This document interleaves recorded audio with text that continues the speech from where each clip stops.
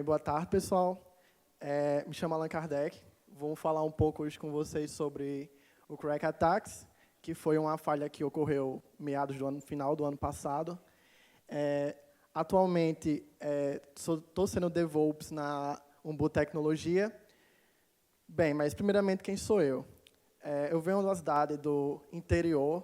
Assim, o povo fala interior, mas como meu estado tem duas capitais, entre aspas, eu venho do interior do estado. Então, lá é uma coisa muito longe da capital mesmo, que é Natal. Então, é em torno de 340 quilômetros, mais ou menos, 6 horas de viagem de ônibus. Sou tecnólogo de informática, me formei no IFRN Campus Apodi. Queria agradecer a presença de 2 professores do campus, estão ali atrás. Salve aí, valeu.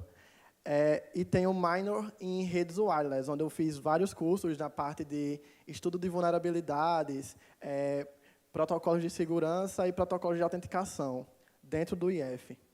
Atualmente, eu estou cursando o curso errado, que é Ciências e Tecnologia, mas eu cursei ainda 2 períodos em TI, lá em Natal, e depois eu fui para Ciências e Tecnologia, pois eu quero seguir na carreira de Engenharia da Computação.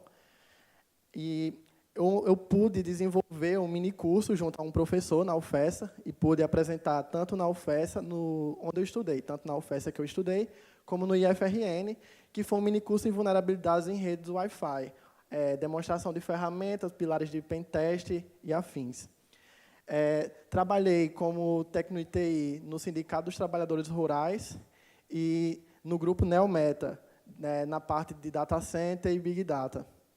E trabalhei também num aplicativo, numa startup lá da minha cidade, que atende ali a região, de deliveries de comida, chamada Mr. Food. Atualmente, eu também, já disse como eu sou, DevOps da Umbu Tecnologia, e sou desenvolvedor de um projeto lá dentro da UFESA, que tem como requisito extensão ensinar programação para crianças do ensino fundamental e básico, conhecido como UDEV, que a gente vai iniciar esse ano, as aulas, já entramos em contato e tudo indica que começa esse ano. Bem, aqui é um pouco do que eu vou falar para vocês. Como vocês falam, um pouco de encher linguiça, falando um pouco sobre as redes wireless, para finalmente chegar aonde é a falha, o que aconteceu. Bem, como eu queria alertar, minha palestra não é nada muito técnico, porque quesitos de direito e advogado não deixou trazer os scripts, então não tenho como demonstrar ataques a vocês. Mas vou deixar alguns links no final e essa palestra vai estar disponibilizada online para vocês, caso vocês queiram montar laboratório, estudar e afins. Bem, e sim, aí um pouco da introdução. Eu venho aqui apresentar a vocês essa falha, pois essa falha surgiu na mídia, todo mundo comentou bastante sobre ela, porém, nada muito aprofundado. Então, muita gente ficou com aquela pulga atrás da orelha, perguntando... isso aí, meu vizinho está me hackeando, isso aí atinge todo mundo. Então, aí ela ficou meio perdida. Então, esse é o intuito da minha palestra, apresentar isso para vocês e também tentar discutir aqui com vocês um pouco do futuro das redes wireless e dos protocolos de segurança. Como algumas pessoas aqui sabem, as redes wireless é uma rede local, sem fio, que ela usa a transmissão via rádio, e uma conexão digital wireless. Uma curiosidade bem interessante é que essa tecnologia surgiu no Havaí por um matemático conhecido como Norman Abramson, que ele desenvolveu a AlohaNet, devido a toda a infraestrutura de comunicação naquela época, se não me engano, é 1971, 2 por ali. A infraestrutura de redes cabeadas no Havaí ela não funcionava muito bem. Então, esse cara ele conseguiu desenvolver a primeira infraestrutura de wireless digital. Mas o principal motivo que eu vi em alguns documentários no qual que ele falava um pouco, era a questão de caro. Você trabalhar com rede cabeada dentro de uma plataforma, tipo assim, como eles moram numa ilha, então isso deixava o custo muito mais alto. Então, para fazer funcionar essa troca lá dentro, eles fizeram isso. Então, eles decidiram usar a conexão wireless. Bem, isso aqui é mais ou menos como funciona o roteador da sua casa. Levanta a mão aqui quem já parou para olhar e conhece o seu roteador. Sim, sabe o que o seu roteador faz. Tá melhor do que lá em Apodi. Em Apodi o povo ficou todo perdido. Bem, como vocês sabem, uma rede wireless, elas servem para conectar seus dispositivos a uma rede interna, local, onde você pode fazer a conexão via broadcast de arquivos, por exemplo, via streamar um arquivo entre dispositivos, como também serve para fazer a sua conexão com a internet. Nisso, ela não vai precisar de fio, ela se abstém de cabos. Então, ou seja, como na era atual, na era da informação, nós temos diversos dispositivos que surgem todos os dias. Imagine como ficaria isso dentro da nossa casa. Como seria isso? Vamos imaginar um cenário onde todos esses dispositivos fossem cabeados. Você andando com o seu celular no meio da casa, segurando um cabo. Ou você, por exemplo, como hoje tem a geladeira Smart, com o cabo da tomada ligado e um cabo de rede na geladeira. Então, isso meio que facilitou a conexão de dispositivos e também toda a questão de mobilidade. Então, isso acarretou uma série de fatores futuros. Por exemplo, hoje em dia, nós não vivemos sem o wireless. Então, dispositivos que a gente não pensava que seriam, atualmente são. Como vocês podem ver nesse GIF aqui. É um GIFzinho zoando a Apple por causa dos AirPods, que saiu agora. Então, depois de IoT, Internet das Coisas, as palavras de área da tecnologia, assim, nessa área mais home tech, que é mais pesquisada, são wireless e dispositivos wireless, de acordo com o Google. Porque a gente necessita. A gente, como ser humano, estamos na era da informação. E há uma necessidade de usar essa informação, obter e passar a informação o tempo todo. Então, vamos imaginar no cenário que, se a gente vivesse há 50, umas 8 décadas atrás, ou até menos, imagine a gente obter uma notícia de um parente nosso que mora no Rio Grande do Sul. A forma mais fácil de conseguir isso era carta, telegrama. Existiam também ligações telefônicas, porém eram muito caras, e vamos dizer que famílias pobres não tinham acesso a esse tipo de tecnologia na época. Então, o que barateava era um telegrama. Hoje em dia, a gente pode simplesmente passar um e-mail ou até mesmo um WhatsApp. Está online também durante todo o nosso tempo. Ou seja, ter internet em casa não basta mais. A gente tem que ter internet no nosso celular. Então, surgiram as redes de internet 3G, 4G, 5G e afins. Isso também gerou uma questão de mobilidade e conectividade, onde a maioria dos nossos dispositivos tem que estar conectado por via de alguma conexão. E isso acaba deixando nós conectados todo o nosso tempo, 24 horas por dia, sem pausa. Ah, mas eu não uso o celular quando vou dormir. Mas vamos dizer que você tem uma Smart Band, ou um anel que faça leitura do seu corpo enquanto você dorme. Esse aparelho tem que estar conectado a uma rede, ou pelo menos ao seu telefone. E isso por meio de uma rede sem fio. Portanto, nesse contexto, a gente não necessita de nenhum tipo de configuração de cabo. A gente não tem nenhum perfil de usuário que utilize cabo nesse meio tempo entre o dispositivo e a internet, a não ser entre o roteador e o modem. Outra coisa assim, que a gente pode analisar, que é isso que também está acontecendo, e vocês podem até encontrar diversos artigos sobre isso na internet, é a questão de que a gente também não tem mais um horário de pausa no trabalho, pois, com o meio da informação, a gente acabou também ficando, dessa conectividade sem fio, a gente fica ligado ao nosso trabalho 24 horas por dia. Vamos dizer que houve um pepino no trabalho, tipo, algo que você fez deu um erro, um relatório não foi enviado, eles vão encher, desculpa assim, se tiver aqui, vão encher seu saco, você vai ter que enviar.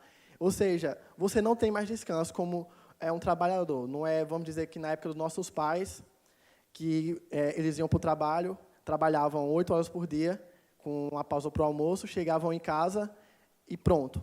Isso era o trabalho. A partir daquele momento, era o horário de descanso dele, ele ia sentar, tomar uma cerveja, assistir um futebol, e atualmente o cenário mudou. Não é mais assim. E, inclusive, agora com pessoas, por exemplo, como freelancers, home offices, que trabalham em casa e têm que estar ligados ao trabalho todo o tempo, pois a gente não pode perder um cliente. Vou falar um pouco agora sobre os protocolos de segurança.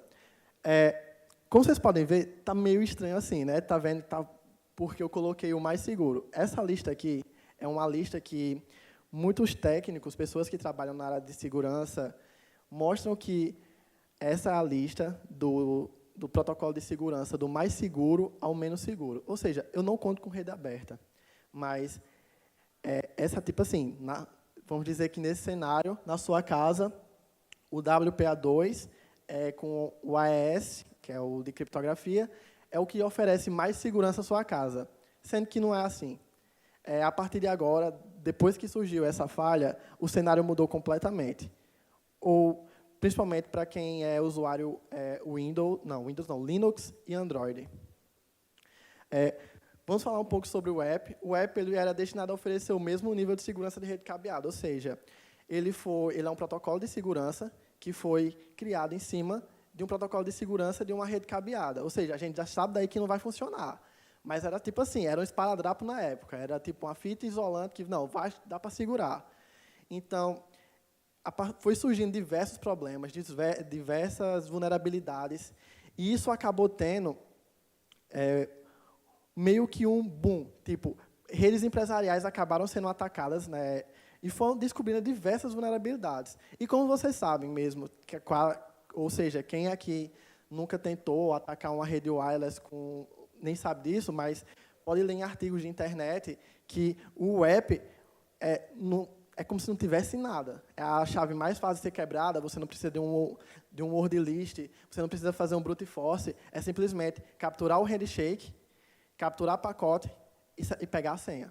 Ou seja, em menos de 1 hora você faz isso, dependendo do tráfego da rede. Com isso, surgiu o WPA. O WPA ele já foi um pouco mais seguro, mas ele ainda vinha sendo baseado no app. Como foi isso? Eles pegaram o app, não, vamos desenvolver, mas para isso a gente precisa manter uma certa segurança. E eles criaram isso e criaram meio que uma chave grupal, que no caso foi o TKIP. O TKIP é um protocolo de criptografia que ele meio que funciona como? A partir do momento que o usuário se conecta ao seu roteador, ele cria uma chave grupal criptografada. Ou seja, quem está fora e não está conectado na rede, ele não vai ter acesso a todo o tráfego que está passando. Porém, se uma pessoa ele consegue se conectar ao roteador, por exemplo, ele vai ter o quê? Ele vai ter grupos de usuários que estão conectados a essa rede e no qual ele for engajado, toda a criptografia, ele vai saber qual é aquela chave que está passando por ali. Então, ou seja, ficou um pouco mais seguro, ficou um pouco mais difícil também a questão de como você tinha que invadir essa rede, mas, ou seja, a partir do momento que você conseguia entrar lá, você poderia também capturar todos os pacotes, pegar os pacotes e modificá-los, que também é um pouco do que faz dentro do Crack Attack. Aí depois, muito tempo, na verdade, surgiu o WPA2. O WPA2 veio com um novo tipo de segurança. Podemos dizer que não é à toa que a NSA e a CIA utilizam o padrão WPA2 e o AES, que é basicamente o quê? Faz a utilização de chaves de 128 a 256 bits, e isso torna a tarefa de invasão muito difícil, precisando você fazer um brute force, utilizar uma word list. Como vocês podem ver, eu não coloquei no slide a questão do WPS, que é uma coisa que eu não pretendo abordar, porque não tem um pouco nada a ver assim com o tema da falha. Eu só peguei os padrões normais mesmo. Então, para você achar uma vulnerabilidade, por ser um protocolo muito bem construído, um protocolo bem baseado, eles rodaram bastante tempo até encontrar uma vulnerabilidade. E, de antemão, do que eu já quero dizer, é uma vulnerabilidade tosca, porque é uma falha simples, que poderia, tipo assim, acho que foi tipo um erro de documentação que quase todo mundo cometeu, eu disse assim, não, vamos ignorar isso aqui. Então, para a gente estar entrando, como teve uma diminuição de tempo, eu vou estar acelerando. Para a gente estar entrando, para vocês entenderem um pouco do como funciona a falha, vocês têm que entender o que é o four-way handshake, que é o quê? É basicamente o protocolo de inserção do usuário dentro da rede. Então, o que ele faz? Ele simplesmente é um passo a passo do tempo que o usuário entra na rede e o roteador começa a se comunicar com o usuário. Ele só precisa de 4 passos até levar o usuário a estar totalmente conectado na rede, trafegando dados, seja ele dentro da rede local ou com a internet. Então, Ele envolve padrões configurados para a construção de uso de rede sem fio, fornecendo uma estratégia de autenticação segura, atualmente, entre aspas, para os dados entregues através de arquitetura de rede. O usuário ele faz a requisição ao roteador. Então, a partir desse momento, o roteador ele vai enviar um anúncio para o usuário. O que é esse anúncio? O anúncio, o S-anúncio, é um número aleatório que é gerado pelo roteador, para, tipo assim, ter é como se fosse uma chave, podemos dizer, que ele envia para o usuário, ele quer o retorno dessa chave. Então, para formar toda a conexão, o usuário tem que se conectar ao roteador, e o roteador vai enviar a primeira chave, que é o anúncio. Feito isso, o usuário ele começa a construir uma PTK. A PTK é a chave central. Ele é constituído de diversos outros números aleatórios, porém, a base principal dele é o anúncio do roteador, o S-anúncio, que é gerado pelo usuário, e o MIC. O MIC nada mais é que um código de integridade que é gerado no meio de toda essa transação. Então, feito isso, ele retorna para o roteador constrói a chave principal, que é a PTK. A PTK volta para o usuário com a chave grupal, que é a GTK, e mais um código de integridade diferente do que foi enviado aqui em cima. Por quê? Porque são transações diferentes. E pronto. Conseguiu a chave, conseguiu a PTK, conseguiu a GTK, que é a chave grupal. Está feita a festa, pode se conectar à rede e fazer o que você queria fazer, mandar um WhatsApp, mandar um stories no Instagram, um nude, enfim. É aí que acontece, é aí que a história acontece. É no meio disso aqui que aconteceu a falha. Nada mais é que um reuso de um nonce forçado. Ele vai forçar essas duas mensagens aqui. Então, como vocês podem ver, o Elliot aí, ó, é perplexo. A diferença é que vai ser um ataque man in the middle. Mas eu vou explicar aqui. Um atacante ele vai gerar uma rede, inicialmente, ele vai gerar uma rede evil, um ROG AP, um Evil Twin, enfim, diversas ferramentas fazem isso, no qual ele vai interceptar, ele primeiramente não intercepta, ele cria umas redes num canal mais limpo e dois aplicativos que a gente, pelo menos, pôde ver no laboratório, fazem com que, olha, essa rede aqui está muito poluída, vamos conectar, é a mesma rede, sendo que ele não percebe isso, então ele se conecta na rede do atacante. Nesse momento, o que vai acontecer? Todo o tráfego vai ser pegado pelo atacante. Mas, como vocês sabem, com o padrão de criptografia está fechado, essas chaves estão fechadas, como vocês podem ver, a GTK e a PTK, eles não vão ter acesso a todos os pacotes, eles não vão poder mudar nada, porque são pacotes criptografados com uma chave de segurança, dessa forma. Então, a partir do momento que o usuário se conecta, ele pode até se conectar à rede, ter acesso à internet, mas o atacante não vai ter acesso a nenhum pacote, não vai poder modificar nada. E aí que entra o ataque. O ataque é basicamente o quê? Vamos dizer que o roteador, você se conectou ao roteador, foi lá, botou a senha, entrou na sua rede Wi-Fi, botou a senha. Então, ele vai gerar o anúncio com um número aleatório. Ou seja, dois números aleatórios. Esse R, você pode ver que é R mais um, começa em 0, mais 1, mais 2, mais 3, a cada passo. Então, o anúncio é enviado, o atacante intercepta e envia também para o roteador. Em seguida, vai voltar, fazendo a segunda mensagem, trazendo o S-nonce. Vocês estão ligados que nesse meio caminho aí já está gerando uma PTK.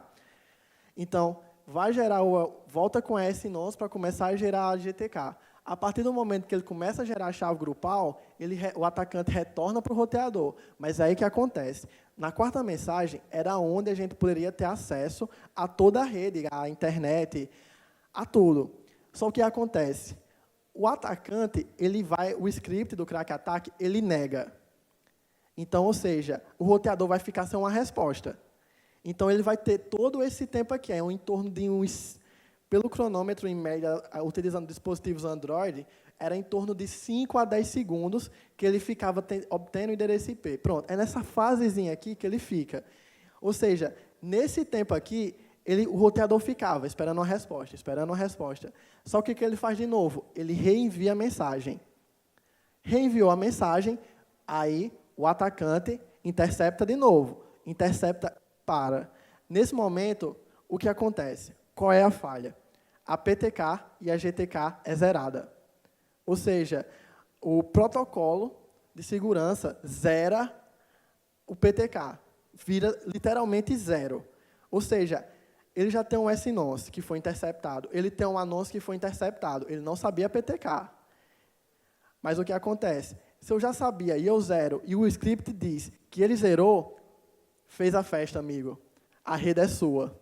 Pode ir lá, fazer as gambiarras que você quiser. Porque os pacotes vão estar passando como se não tivessem criptografia. Porque o script vai estar reconhecendo todos o que tiver de pacote, naqueles padrões, como do Windows ou Android, aqueles padrões que é interceptado, mas todos os protocolos, todos os pacotes que vão passando pela rede, você vai pegando sem nenhum tipo de criptografia. Então, os dispositivos afetados, mais afetados, são o WPA suplicante do 2.3 acima, ou seja, é bagunça, pode ir lá, você vai zoar a rede da galera todinha, o dispositivo, no caso. O Android 6.0 acima, bagunça também, pode fazer a festa lá no dispositivo do cara, minerar Bitcoin, se ele não estiver usando o WhatsApp, ou estiver usando algum chat que não tem a criptografia, pegar os nudes da galera que estiver passando, enfim. No macOS é moderado. Você tem acesso a alguns pacotes, mas tem alguns pacotes que o sistema operacional ele criptografa. Mesmo que você quebre a criptografia do pacote da rede do usuário, o próprio sistema operacional ele faz uma criptografia extra. Aí, no Windows e no iOS, é complicado. Você não tem acesso a basicamente nada. A não ser, se não me engano, foi no 8.1, teve acesso ainda a alguns pacotes na questão de uma vulnerabilidade no pacote Office 2013, que você conseguia capturar basicamente como se fosse um keylogger. Tudo que era digitado ia passando por meio do pacote, interceptava e montava o texto, por exemplo.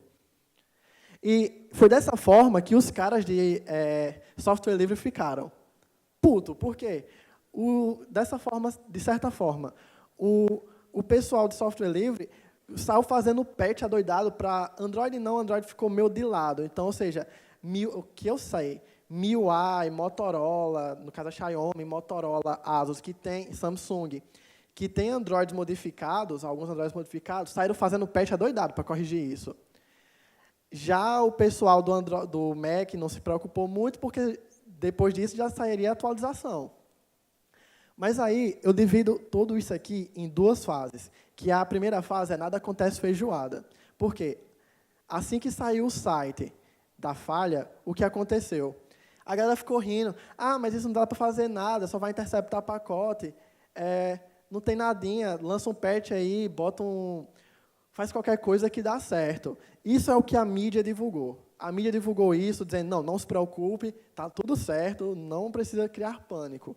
Sendo que não é assim que funcionava. Por quê? A partir do momento que saiu, muitas pessoas tiveram acesso ao script, que foi uma coisa bem interessante que o pesquisador fez, que ele fez o quê? Ele só disponibilizaria os scripts da falha caso 80% dos dispositivos estivessem seguros. Então, essa margem foi feita ainda no ano passado, atingiu essa meta de 80% dos dispositivos afetados no ano passado, e eles conseguiram consertar. Só que, nesse meio tempo, a galera foi pesquisar a fundo. Cada um criou seus scripts, e foi aí que aconteceu a merda. Por quê? O que pode ser feito com isso? Deixa eu só olhar meu tempo, ainda tem tempo. A galera conseguia instalar pacote assim, para minerar Bitcoin, conseguia instalar ransomware, criaram uma mini ferramenta que conseguia barrar a chave de criptografia do WhatsApp. Por aí você tira, como a galera estava insana. Nisso aí, a galera já começou a se preocupar, mas o que a mídia fez? Não alertou, deixou como se tivesse. Então, muitas empresas ficaram despreocupadas. Ficaram, nada vai acontecer. Mas eles não sabiam disso. Então, um dado que eu tenho foi que, teve um ataque de um ransomware que atacou e muitos usaram essa falha. Conseguiram afetar os dispositivos de um banco, se não me engano, foi da não estou lembrando para aí, mas foi ali da Europa, conseguiu afetar um banco com essa falha. Então, algumas dicas que eu dou para vocês se manterem um pouco mais seguros, é atualizar o firmware do roteador, pois muitos roteadores já lançaram patch de correção, já lançaram tipo novas chaves de criptografia, porque foi basicamente um erro bizonho disso, um erro de protocolo que era bem besta. Em segundo, atualizar todos os dispositivos, saiu atualização do seu celular, da sua TV, da sua geladeira, do seu tênis, enfim, faz a atualização dos dispositivos. Verificar constantemente, acompanhar quem acessa a sua rede, quem está lá, banir, se der, usar filtro MAC, o que for para manter a sua rede um pouco mais segura. E a dica principal, utilize uma VPN. É uma proteção fora a parte que você pode fazer para se manter mais seguro, porque é uma camada de criptografia a mais para você de manter seu dado seguro. E, por último, orar para São Linus Torvalds para você não ser o premiado, porque, felizmente, é uma coisa que eu sou um grande lutador da privacidade, eu não quero que esses tipos de ataque aconteçam com ninguém. Bem, conclusão. Saiu uma notícia agora em janeiro que está sendo desenvolvido e vai ser lançado o WPA3. É uma solução? De certa forma é. Eu coloquei não, mas eu relendo agora, de certa forma é. Só não teve tempo de corrigir, mas na palestra vai estar corrigida. Vai ser uma solução porque eles estão desenvolvendo uma nova camada de criptografia entre usuário e roteador. E isso é muito bom, pois, a partir do momento, na notícia que eu li, parecia apenas, vamos só botar um 3 aqui, e corrigir essa falha do crack attack e dizer que é o da PA3, sendo que notícias posteriores disseram que não ia ser assim. Estão roubando meus nudes? Não, não mais. Como o pesquisador mesmo disse, só disponibilizaria o patch de correção caso 80% ou mais dos dispositivos estivessem pateados com a falha corrigida. Meu vizinho está roubando minha internet? Não sei. Mas provavelmente não, a não ser que você use uma senha 0123 ou 12345, ou uma senha muito assim que tenha na word list do Kali. E estão minerando Bitcoin no dispositivo? Também não sei, porque atualmente até sites utilizam scripts que ferram seu processador para minerar Bitcoin ou criptomoedas. Então, tenho aqui algumas referências. O site em si da falha é uma grande referência, sendo que os scripts não foram disponibilizados ainda, mas quem quiser eu posso estar passando, eu vou deixar meu contato no final, vou passar o GitHub. O pessoal do Mente Binária ensina como fazer um laboratório de ataque para utilizar o crack attack, utilizar os scripts. E o Tom's Guide fez também basicamente um guia, mas para dispositivos mobiles e explicando a fundo, muito mais a fundo, com técnica, a parte técnica, toda a questão da falha. Eu queria fazer agradecimento ao pessoal da Hack Security, Buti Santos, que ajudou bastante na palestra, o pessoal da comunidade Dev Society Brasil. Também gostaria de agradecer ao Sérgio Lins, Isabel Lima, Tauan Santos e Rafael Bastos por terem ajudado a fazer toda a questão de pesquisa, montagem de laboratório, pois a gente fez isso num laboratório físico, não foi nada virtual, foi um laboratório físico lá da faculdade. Conseguimos montar para testar todos os scripts. Como eu disse, eu queria trazer os scripts para mostrar a vocês, fazer uma demonstração, porém, meu advogado barrou e eu acabei não podendo trazer. Então, esse é meu contato, @cardeco para Telegram, Facebook, Twitter, e esse é meu e-mail. Qualquer dúvida, pode entrar em contato, entrar em contato, pedir, e, enfim, essa é a minha palestra. Muito obrigado a todos vocês que puderam acompanhar.